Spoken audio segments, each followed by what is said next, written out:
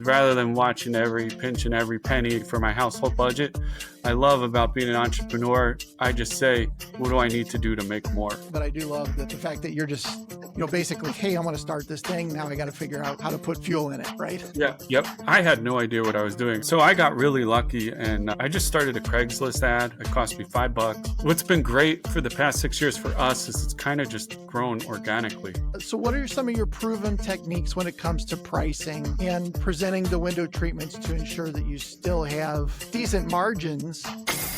It's time for another episode of Marketing Pains, the podcast about marketing for window treatment and awning companies. All right. Hello, everyone. Welcome to another episode of Marketing Pains, the podcast where we talk with real window treatment and awning service providers and business owners about their successes and struggles related to marketing their business.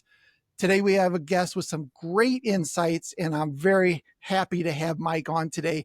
So Mike Stolte is the owner of 406 Blinds. He has grown his business every year since launching in 2019.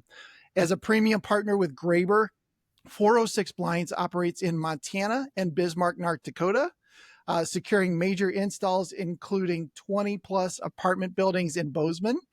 Voted Montana's best window treatment company in 2024. The company is also a Costco partner with Graber in North Dakota. And when not working, Mike enjoys the outdoors with his wife and 3 kids. Mike, thank you so much for being on. Oh, absolutely. Thanks for having me. I appreciate it. I noticed when I was reading through that I said North Dakota, and that's a very Midwest thing to say. Anyway, thanks so much for being on. I really do appreciate it. You're in the North Dakota area and Montana. So do you have 2 separate locations? Yeah, well, we started in Bozeman, Montana, kind of expanded to west of Montana. So we're strategic in Montana where we can cover a lot of the state. And then North Dakota came because I had the opportunity to go with Costco. So we're basically on the I-90, 94 corridor, east to west. So okay. Awesome. Cool. So before we got started, obviously we talked about some different things. And one of the things that you told me is that you managed satellite TV installers for 20 years before starting 406 Blinds in 19. What inspired you to transition to the window treatment industry? Well, I wish I could say I was inspired. It was out of necessity.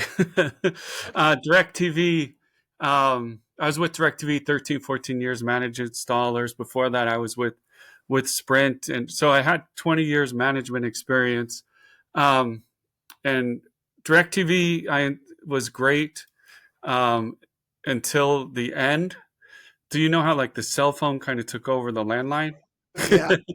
This thing called the internet and streaming put us, DirecTV, putting old school satellites on roofs, it turned it into a declining market. And it's not completely obsolete, but close to it. At the time, I saw one of my colleagues get laid off, and I saw the writing on the wall that I was probably next. So yeah, wanted to leave a declining market and move into like an expanding market. And the building industry was just booming here at the time.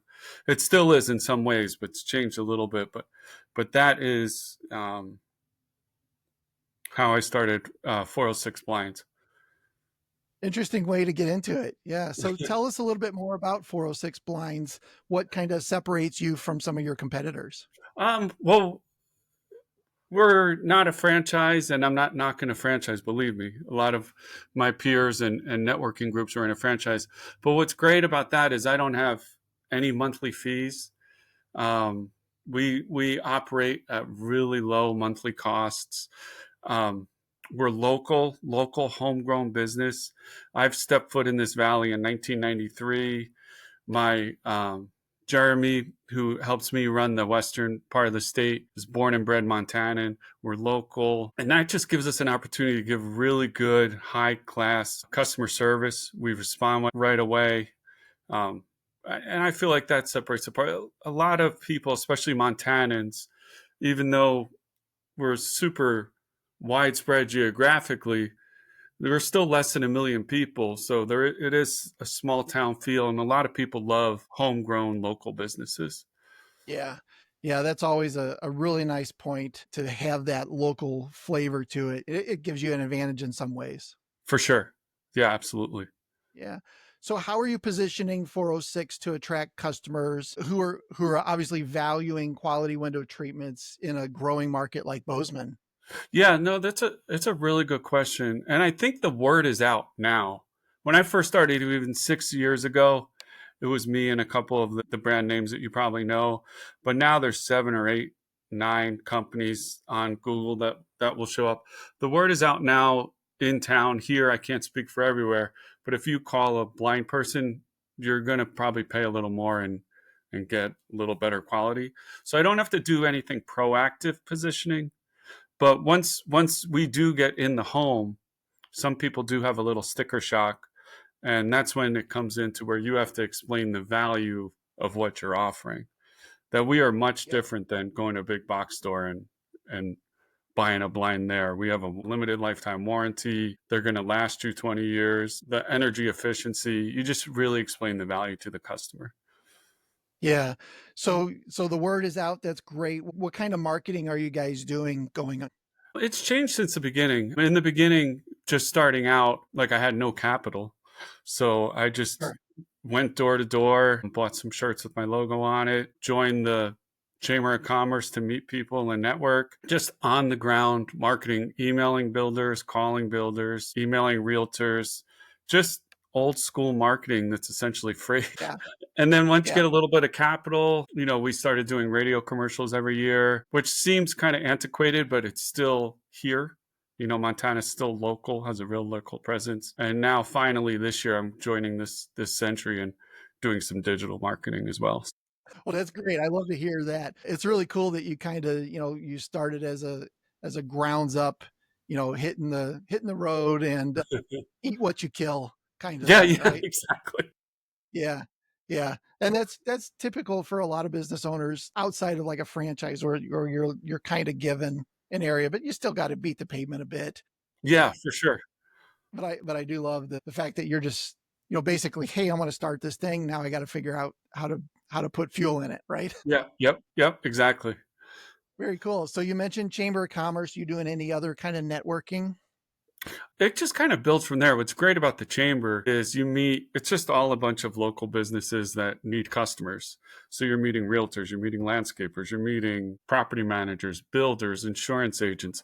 It's just a great way to network and expand that web of people Yeah, that you know in town. And word of mouth is huge too. So if you do a few good jobs, treat the customer right, the word gets out pretty quick. sure. Yeah. Yeah. You mentioned that you were emailing builders and things like that. Tell us a little bit about that. Like how'd you come up with a list of those guys and what were their responses, if any? Yeah, got it. The builders weren't responsive on email. Every now and then you'll get the phone call eventually. So that's one Okay. thing I would recommend is don't give up. Sometimes 6, 8 months later, they'll be like, hey, I got that email, and they'll call you. I got a greater response from property managers right away. But Oh, basically, I just printed stuff off Google and started a checklist of who I nice. contacted. Yeah. Yeah. So in my world, we call that scraping. So you just Yeah. scrape together. Yeah. Yeah, exactly. Yeah. Oh, I love that. That's great. So what strategies have you kind of employed that have helped you compete against some of those larger dealers, franchises around your area? Yeah. Definitely not having high operating costs allows me to give a little better pricing. And then also our response rate is quicker. And honestly, the market here, there's enough work right now here in town, in this market in Bozeman, that there's enough food to feed everyone, if that makes Yeah. sense. And when you get Yeah, into definitely. go on, I didn't mean to cut you off. No, you're good. Do you find yourself going up against those guys very often, or when somebody contacts you, have they kind of already made their decision? Well, it's gotten a little more tight recently in the last year, just because building has slowed and increase in blinds companies have increased. But usually what we're really good at is once we get that phone call and get in the customer's home, we have a 70% close rate. Okay. Great. So that's what we're really good at. The biggest challenge for us is getting the phone to ring, but once we do, we're good. Sure. Yeah. Yeah. So tell me about getting the phone to ring. You mentioned radio, and you're starting to do a little digital marketing. What is your plan there? I'm working with a company called Distinctly Montana, and they do digital marketing. We just started it. I intentionally did it in the spring because usually we start to pick up now. And I'm learning a Yeah. lot about the geofencing. Like a lot of people know this probably from 2 years ago. I'm just learning it about the geofencing, target marketing online. And actually, after this call, I got my first reporting to kind of see how we're doing and to see if we need to tweak anything. Oh, very So I'm cool. hoping that the in-person, networking with the digital marketing it'll kind of help us take off here. That's a good combo. Yeah, that's great. So on the lines of marketing success, I know that you were voted the best window treatment company. Tell us a little bit more about what you did to earn that recognition. It's so funny because I knew that contest existed, but when your numbers on Google, you get spam all day long. Sure. And I got an email saying, "You're the best window treatments in America," or whatever, or Montana. And I thought it was fake. And I emailed back. I was like, "Is this fake? You just want to sell me marketing?" And then Chris, the owner of the magazine, responded back, "No, it's real. You were voted best." And then he told me about how it went. Wow. But basically, it was like all of Montana voted us the best window treatment in the state, which was pretty cool. And that's a testament to all the people that we contract with, to Jeremy, my employee. Like, we're in a design store in Anaconda, Montana. Yeah. Just everyone appreciates how we treat the customer. That's great. And it's a fantastic trust factor for people that are coming to your site and, just coming across your business. That's huge. Yeah, yeah, absolutely. Yeah. Very cool. So you mentioned Chamber of Commerce. What other community involvement are you guys doing? Well, we volunteer a lot just because we like volunteering, but also it is good networking. My family and I, we do food drive once a year where you stand in front of the supermarket. We'll wear the 406 blinds hats and just collect cans. It just, honestly, just being part of the I like that. community. Like, I have kids in sports. Back to the whole grassroots thing again, right? Yeah, exactly. Yeah, very good. I love that you're involved in the community, and there is definitely some marketing advantages, by doing that. Yeah, absolutely. So let's talk about business cycles. What practical steps did you take to maintain stability when you were transitioning from the satellite TV industry to the window treatment industry? Yeah, it's a great question. I got pretty lucky. I had no idea what I was doing. I mean, I managed businesses before, but I never started a business from the ground, and I didn't want to go into debt. So I got really lucky, and I just started a Craigslist ad. It cost me $5 and like blinds in Bozeman, and I got a call from someone at Lowe's, and they were looking for someone to contract with to install their blinds. Oh my gosh. So I got the Bozeman Lowe's, I got the Helena, Montana Lowe's, and basically I just did manual labor for them. And it was a great way to learn all the products. And that created the stability of having income without having to take out a business loan. Wow.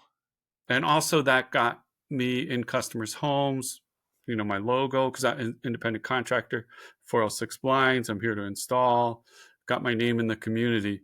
So that was one revenue stream for me. We also have an installation division where we do a lot of the apartments in town, like 200 plus windows per building. That was another revenue stream. So that alone just brought income revenue into the company, and that allowed me to pump a little money into advertising and then start really focusing on sales. So we don't have to do Lowe's anymore.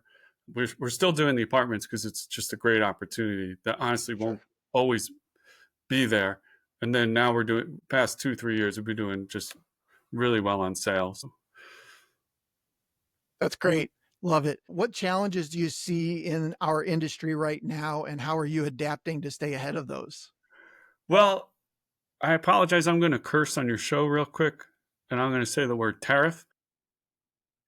So that is, and I went through 3 stages. Freaked out was my first stage. Anger was my second. And my third stage right now is scheming and strategizing. So that I will, like it. and that right now is a challenge. And I'm already figuring out ways that I can overcompensate for it and still be productive, even with that. Yeah. So Do you see yourself having to raise your prices?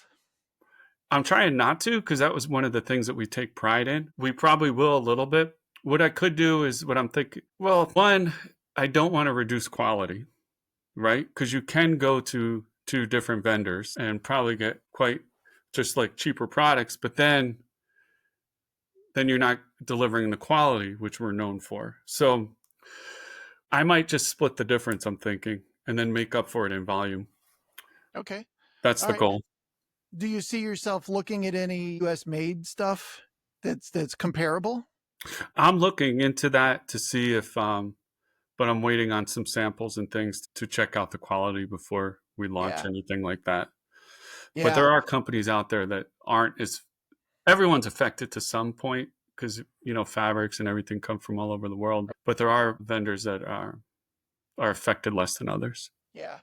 Yeah. As a marketing company, we're seeing an increase in calls from manufacturers in the US because they see this as their opportunity Oh, I to really bet. start promoting that. Yeah. Yeah, I bet.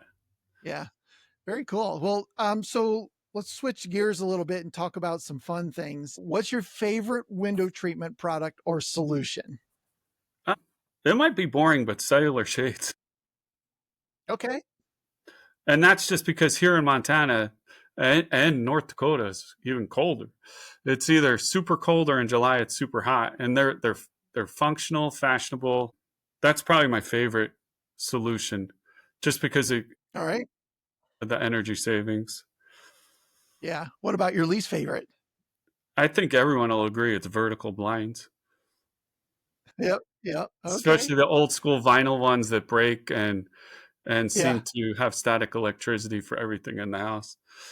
Yeah. We bought our house 16 years ago, I think. And there's vertical blinds over the basement sliding glass door. And I think there's like 3 or 4 of them that are still hanging there. The rest of them have all broken. And Exactly. I'm assuming they're in the trash. I don't know where they went. That's cool. Tell us the story about how you landed the Costco contract while you were in Spain. Oh yeah. Well, Graber, I had my best year a few years ago. We've been in business 6 years, and about the third year in, that was my best year to date. And then with Graber, they do trips. I'm sure a lot of Yeah. listeners have heard of this. A lot of the companies do it. And so we got to go to Spain, brought my wife. It was just an amazing trip. And they do like this farewell dinner the last night where you kind of drink wine. They had Spanish dancers everywhere. It's like amazing food. And come to find out, I was sitting next to the lady that runs all 600 Costco contracts. So we just got to talking, and it was just about like personal stuff. My daughter's an athlete. Her daughter was an athlete. Just got to know each other, got to know my wife. And I just reached out to her when I got back saying, hey, is there any way I can get into a Costco? Because on that event too, I met a lot of people that were Costco dealers, and they said it's just a really good opportunity to really build your business. That's amazing. So just the fact that you followed up afterwards, I think really helped you out there. Yeah, absolutely. And you never know anywhere or any time in life who you're sitting next to or who you're talking to. Yeah. Yeah. That's a cool story. I love that. And the Costco stuff is going well for you now, I guess? Yeah, absolutely. Yep. We're in Bismarck and it's going well. That's great. That's good. We've got a lot of clients that have Costco relationships as well. So we know that's a big part of growth for a lot of businesses. Yeah, no, absolutely. And you can't go wrong with Costco. Yeah. Yeah. So since you started 406, tell me about how you approach consultations and installs and how maybe that's evolved over time. Yeah, it hasn't changed much. Usually before I go, I'll just kind of get a feel for what the customer's looking for. A lot of times they do know, especially with the internet and all the availability to looking at products. So they kind of have an idea of what they want. So then I'm not walking in blind. And usually I'll just kind of ask what their needs are, kind of look at the samples. And then I just like to let them have the book for a minute, because sometimes there's a couple different types of customers and you kind of have to learn how to read the room too. So that's why there's no clear cut. But some people want you hold every sample up for them. And some people just kind of want to be alone with the book. So you kind of just read the room. And if they want to be alone with the book, I'll say, hey, do you mind if I go measure, and then come back and kind of see where we're at. But it hasn't really changed much. For measuring, though, especially doing all the apartments, what I did learn, it's very important to have a routine and do it the same way every single time.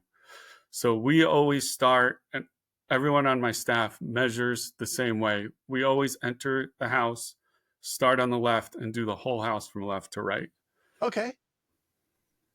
That's great. That's smart. Then you know you won't miss anything, right? Yeah, exactly. Even though every now and then we still do miss the bathroom, but what are you gonna do? Yeah. Fair enough. Fair enough.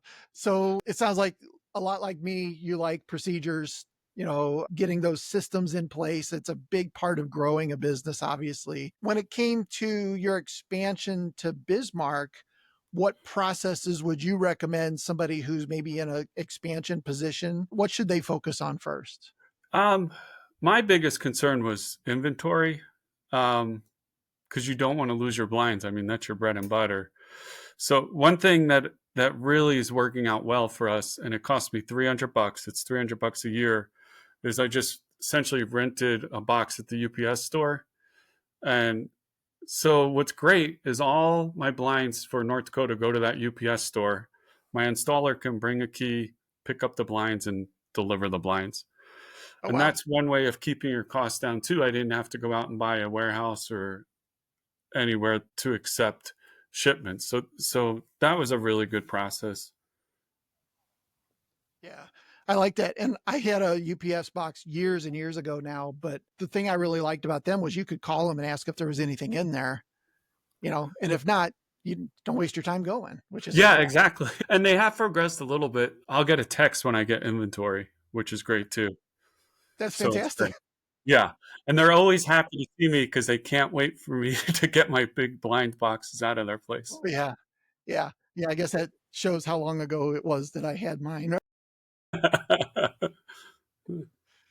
Very cool. Very cool. Well, I want to do something called myth or fact with you. Okay. We've been doing this on a couple different episodes now. Is this a myth or a fact? New homeowners are your primary market.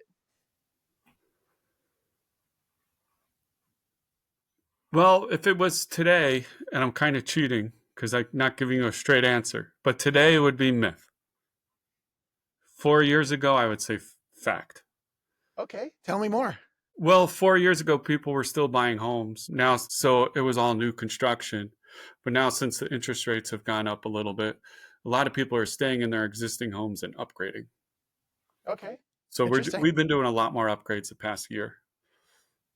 Okay. Okay. Focusing on the upgrade side.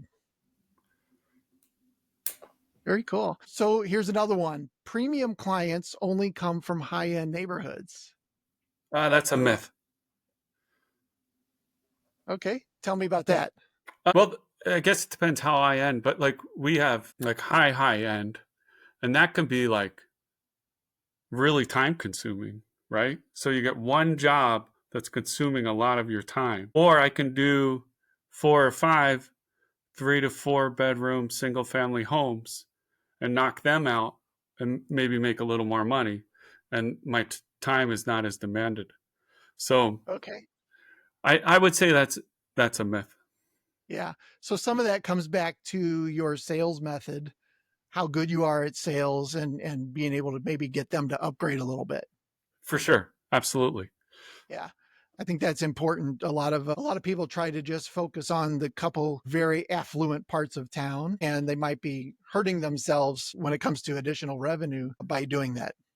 Yeah, I think so. Because especially if you like there's a lot of products, because when you say premium customer, there's the higher end products have great margins. So you can sell 4 windows of natural shades, and that's not really time consuming, and make it a decent payday. Yeah. And with everybody, like you said, in kind of upgrade mode Sure. versus getting a new home, Yeah.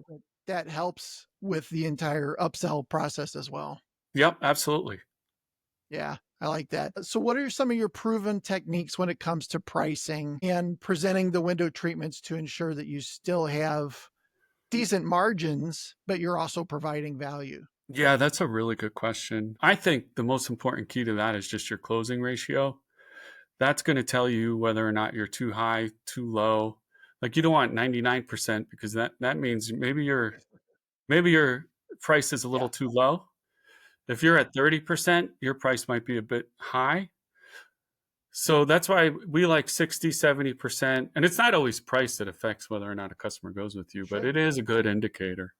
So I say, Yeah, from my experience, if you're in the 60 to 70% range, that's really good. And that probably means you're great. priced appropriately. Yeah. How often do you calculate that number? You mean my closing ratio? Yeah. Yeah, I look at that quite often. I would say at least once a quarter, a lot of times monthly. It Okay. doesn't take long to kind of take a peek at it and see how you're doing. Because I think that's an indicator of the health of your business. Yeah. Yeah. Yeah. And it's always good to see those trends and identify them before they continue to trend in the wrong direction. Yep. Absolutely. Exactly. Absolutely. Yeah. Yeah. I like that. That's pretty smart. Keeping track on your overall conversion rate. Now, Yep. for that, do you just consider booked appointments versus people that said yes? I do. And I have two separate ones because I do Costco and then I do mine. And then I will break it down per rep too. What was the question again? What did you say? Well, Yeah. Do you typically calculate that by appointments set divided by total people that said yes or thank you. I whatever the lost my math? train of thought in mid Yeah. explanation. I do it once we're in the home. Okay. So quotes, quoted jobs versus sales. Versus all. Okay. Yeah, yeah, yeah. Yeah, that's good. Some people are counting every single lead, like every phone call, everything that comes in, which I think is good, because those are all still raised hands, but that's a different type of metric that is obviously going to have a lower close rate. Yeah, absolutely. And it's not because a lot of times if a lead cancels, it's probably not because of you. So Very true. yeah, I prefer the quotes for sales. Yeah. Makes sense. Yeah. Yeah. So, how do you evaluate which growth opportunities to pursue as your business continues to grow? Just looking at it all the time. What's been great for the past 6 years for us is it's kind of just grown organically. Where Jeremy, he helps me cover the western part of the state. And if you look at Butte, Montana, he can shoot over to Missoula, to Helena, basically all within 2 hours. So he can help me cover a lot of ground. And then I'm over here in Bozeman. I have a rep here too. We're in a very key location. So we can shoot to a lot of different places in the state. And that kind of happened organically. Yeah. And that's kind of just how Montana is. It's kind of spread out. So our growth did just happen organically. A lot of times the market will dictate where you want to go to next. Sure. So Yeah. Yeah. And of course, the building, where people are building, where people are not building. for Uh, sure. Yeah. that definitely directs the train a little bit. Yeah, exactly. And in our place, the single family homes hopefully will pick up again here pretty quick. I mean it's still growing. It's just not like what it was. Yeah. Yeah. So Yeah. Well, listen, thank you so much for being on today. I've got a couple different bonus questions for you before we wrap up. And yeah, one of my absolutely. favorite questions really is what trends do you see in the window treatment industry right now? And how can business owners stay ahead of those? I think just home automation is coming. I remember because I used to work for a cell phone company when they first came out with the smartphone, and I remember saying to myself like, um, "Who's going to want to like be able to be contact 24/7 of their life?" And I was wrong. That just obviously took off, and I kind of see home automation as that. Because some people might say, "Who just wants to tell their shade to open?" Right? But Right. I feel it's coming. It's Yeah. coming, and that's we're trying to be. Jeremy, my installer out in Butte, is a motorized expert. understands all of that, the Google Home, Apple, all of that stuff. That's the next trend. And that's how I want to stay ahead of the curve. I love that. As a home automation nerd, I already tell a specific person, I won't say her name, but ask her to open my blind. She'll start talking Exactly. if I do. So another question for you, is there a window treatment trend that you secretly dislike, but your clients seem to love? They're the same, the home automation. Okay. But it's one of those things, once you learn it and you start to do it, it is pretty cool. My wife will tell you I'm a little old school. I can't stand that we have a smart dryer. But that's where we're going. That is, yeah. And like I said, I'm a bit of a nerd on that side. If there's something I could do to save me from having to get up, not great for my cardio, but that's okay. So again, thank you so much for your time. If somebody wants to learn more about 406 blinds or connect with you, what's the best way to do that? Yeah, my phone number is 406-600-3582, and all our info's at 406blinds.com. Awesome. We'll also put all the links and everything in the show notes, of course. So if anybody wants to contact you, they certainly can. So last question, what are the 3 most important business lessons you've learned since you started 406 that could help somebody else listening to this? Like maybe someone first starting out, you think? Or Yeah. One is don't give up. It's so easy for challenges that are going to come, problems that are going to come, to get down and say, I'm defeated. But I would just turn those challenges into opportunities. And a lot of times you come out on top. And then you'll know more and be equipped to handle it better the next time. I would say that's number 1. Number 2, get really good accounting software to calculate every single penny that's coming in and out. And we're not volunteering here for free, right? We're trying to make money. So I use QuickBooks. I love it. It combines everything into one little spot, and I know everything that's coming in, everything that's going out. Great and tip. Along those same lines, it also helps a lot with taxes too, which can be another huge expense for your company. Yeah. Especially if you're not ready for it, right? Yeah, exactly. That can be a quick lesson to learn and an unfortunate one. Yeah. Very good. Well, listen, thank you again for your time. I really do appreciate you jumping on today, sharing some things with us. Any last words of wisdom, Mike? Just stay at it. Stay positive. I think, like I said, turn challenges into opportunities. The one great thing about, I love being an entrepreneur because I was salary for 20 years, is rather than watching every pinch and every penny, for my household budget, I love about being an entrepreneur, I just say, what do I need to do to make more? And that's what I love about being an entrepreneur. Yeah, that's great. Listen, thank you again for being on. I appreciate Thanks, it. Will. I appreciate it. Yeah, if you're listening to this episode, really love it. Obviously, go check out our other episodes of Marketing Pains. Make sure to subscribe. We're available on iTunes, all the different networks, and would love to have you listen to some future episodes as well. Again, thank you so much, Mike. Have a great day, and we'll see you soon. Yeah, thank you so much. Well, we'll see you. Bye now. Awesome. All right, that was great.